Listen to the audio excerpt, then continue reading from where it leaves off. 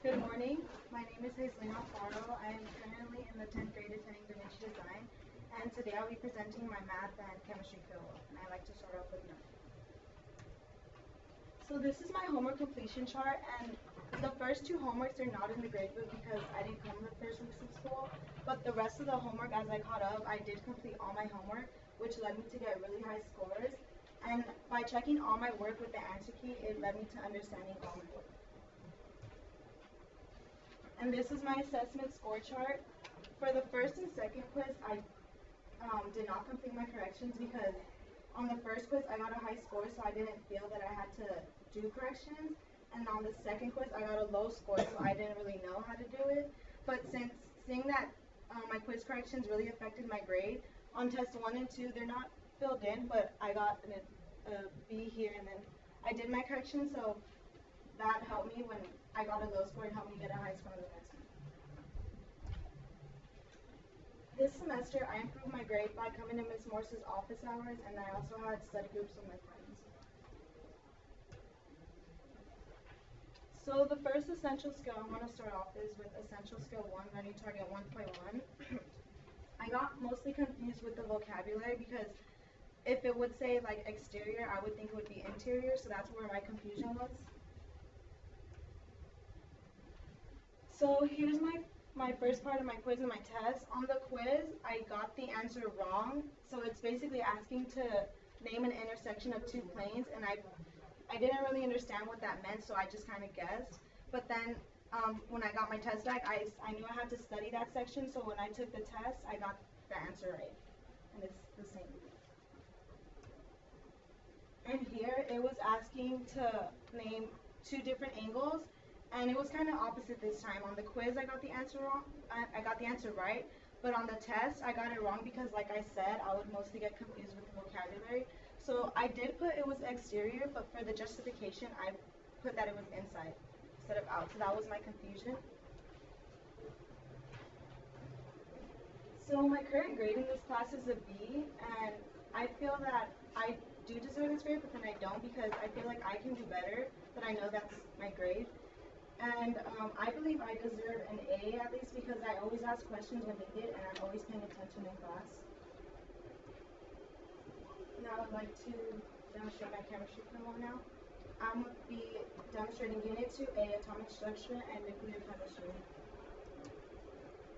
So what we learned this semester, this unit of chemistry, is that an atom has an electron, proton, and a neutron.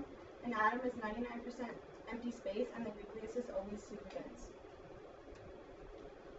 We also learn about radiation, which radiation is radioactive because the atom wants to be smaller, and an isotope has same protons, different neutrons, same element, and different mass.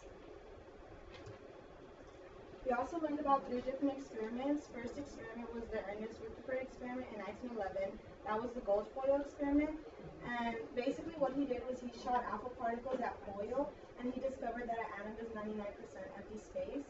And he also discovered that 99% passed straight through and 1% was reflected by the nucleus. The second experiment was the J.J. Thomson experiment in 1897, the cathode ray. He proved that atoms can actually break, and he also discovered electrons. And the last one we learned was the Chadwick experiment in 1932. He basically discovered that the nucleus and protons that the nucleus has protons and neutrons. So electromagnetic force is basically magnets, so if in the side of the magnets, the opposites will attract, and like magnets repel. So if it were to be a positive and a positive, or a negative and a negative, they would repel instead of a positive and a negative. And we learned about NSF, which is nuclear strong force. That basically holds the nucleus together. And we learned about smaller atoms and bigger atoms, which in the smaller atoms, the NSF is greater than EMF, which is basically because they're held together. And in the bigger atoms, NSF is smaller than EMF because it's radioactive, and that means that the nucleus is too big and it causes it to break through. And we learned about the 3 different particles, which are alpha, beta, and gamma. So alpha particles are always positive. They can go through thin paper, so Yeah, they can go through thin paper. The number of mass is 4 and the number of protons is 2.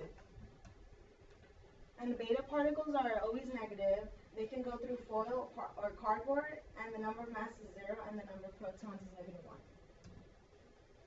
And the last one is gamma particles. Gamma particles are neutral and they can go through lead or concrete. The number of mass is 0 and the number of protons is also 0. So I would like to demonstrate an example of how to do this. In this one, I'll be using alpha. So what you do here, it's basically like the opposite of math.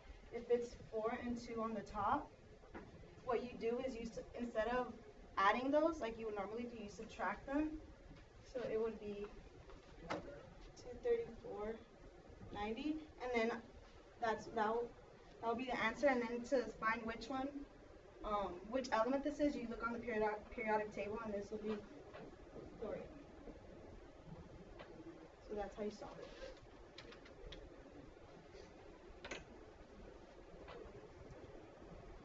And this is my evidence. I feel like my evidence really helped me study for upcoming tests or quizzes, because whenever I was lost, I would just look back at my notes